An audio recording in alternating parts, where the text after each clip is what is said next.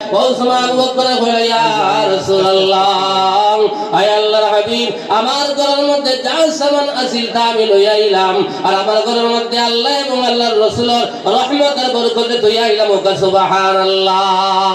ও কথা যদি ইয়াকিন আর বিশ্বাস হয়, আমি ভাই সাইয়ার একজন ভাই হিম্মত করা যাইবনি। আল্লাহ মালের মধ্যে বরকত দিত, হায়াতের মধ্যে বরকত দিত, তোনার মধ্যে বরকত দিত, বেমারদের আল্লাহ শিফা করত। একজন ভাই পারবাইনি।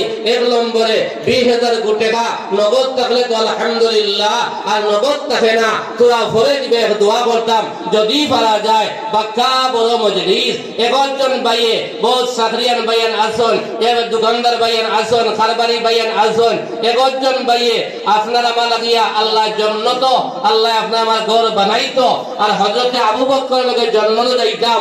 ও আশা আকাঙ্ক্ষা নিয়া একজন ভাইয়ে হিম্মত করব, ইনশাআল্লাহ একলগে দিতাম পারতাম না, 2 দিন বাদে দিমু আমি 20,000 টাকা আল্লাহর হাবিবের ঘর দান করতাম। একজন ভাই পারলে তোরা হিম্মত করব।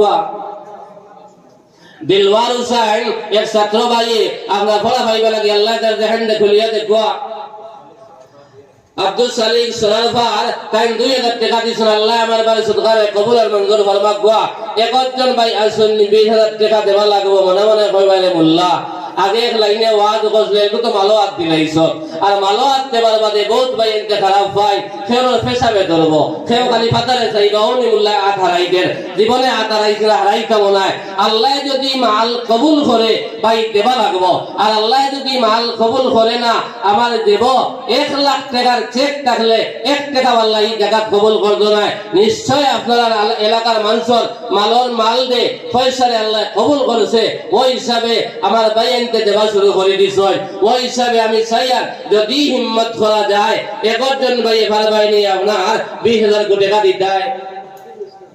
কমরুল ইসলাম ভাই আপনার 500 টাকা দিছেন, আল্লাহ আমার ভাই সদকারে কবুল আর মঞ্জুর ফরমাও। আল্লাহ বারবার জিন্দা মুর্দা तमाम রে maaf ফরমাও। আয় আল্লাহ মার খানদান বাবার খানদান রে maaf করিয়া দাও। আল্লাহুম্মা আমিন। আব্দুল রহিম ফিঙ্গল